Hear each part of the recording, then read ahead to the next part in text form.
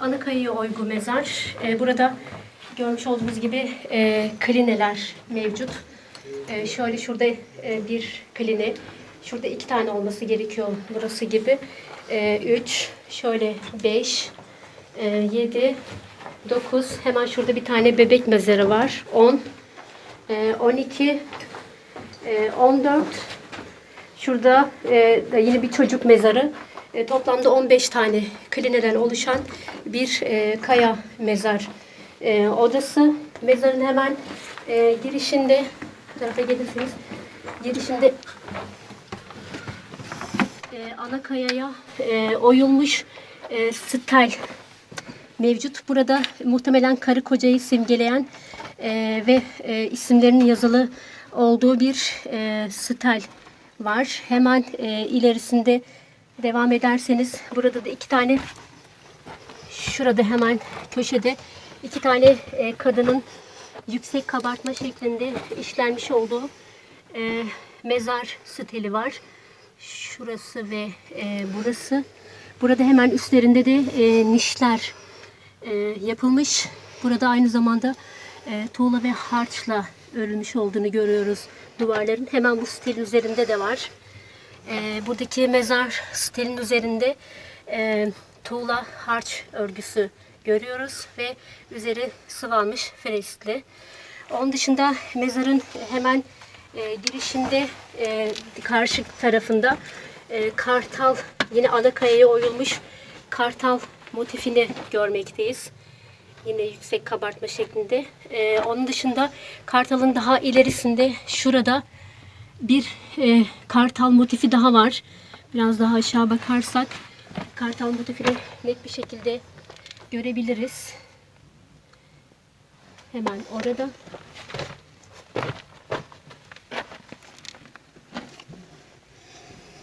Evet, orada da bir kartal motifi işlenmiş ama biraz fazla bir deforme olmuş. Hemen şurada karşıda yine bir stel daha görmekteyiz. Ancak stel kırılmış maalesef. Yine bir muhtemelen kadın, çünkü elinde öreke dediğimiz örgü aletini taşımakta.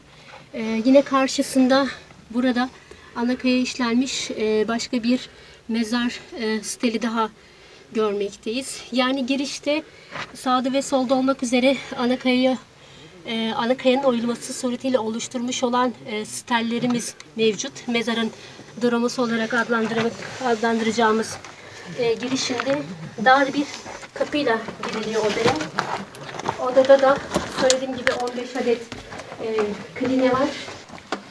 Bunun 13'ü yetişkin, erişkin bireye ait. 2 tanesi çocuk. Şuradaki de bebek bireye ait olan bir kline, mezar. Bunlar yatak, yani ölünün yatırıldığı yataklar olarak adlandırabiliriz bunları. Yine hemen mezara girdiğimizde solda bu klinelerin hemen arka tarafında bir tünel mevcut. Değil mi?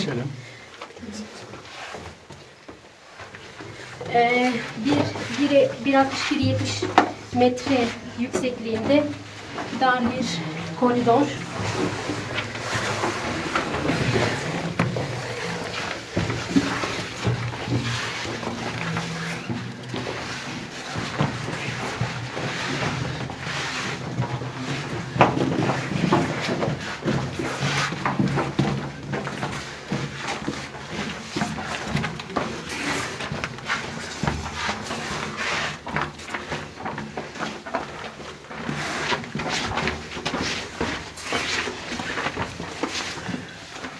Noktalarda 3 metreye kadar çıkabiliyor yükseklik ve biraz daha genişliyor. Yaklaşık 50 santim kadar genişliyor. Ve buradan başka bir mezar odasına giriş mevcut. Finalden ikinci bir kaya mezar odasına giriş yaptık. Birbirine tünelle bağlanmış olan 2 farklı oda. Hemen şurada kaçakçıların, definecilerin açmış olduğu girişi görmekteyiz. Kapıyla kapatıp önünü geri kapatmışlar. Ağzı kapatılmış. Hemen şurada asıl mezarın orijinal girişini görüyoruz. Mezarın orijinal girişi burası, muhtemelen bir dromosla bir ön girişi olması gerekiyor. O şekilde veriyor şu anda. Buralarda da toprak çok fazla olduğu için klineler daha altta kalmış durumda. Diğer odaya göre biraz daha farklı. Nişlerini şu an göremiyoruz ama nişler biraz daha alt kısımlarda olması gerekiyor. İkinci kaya odamız da bu. Şöyle geçelim, yol devam ediyor. Evet. Tünelin içerisinde. Şimdi tünel bu tarafa doğru. Hocam batıya doğru. tünelin uzunluğu toplam ne kadar tahmininizce? Ya şuraya kadar bir 40 metre vardır. Buraya kadar 40 Evet, metre. buraya Daha kadar devam 40 ediyor. var. Buradan da bir 20 gidiyor gibi yani. Evet, buradan dönüyor. Evet, burada daha dar ve daha düşük bir ikinci tünel mevcut.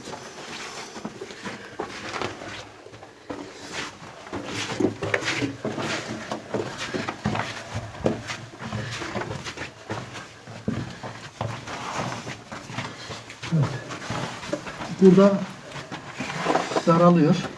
Yine tünel devam ediyor ama hiç şey Yok, biz de oraya kadar geldik, durduk. imkan vermiyor. Daha ilerisine gidemedik. Evet. Şurada daha devam edemiyoruz. Çok daralıyor.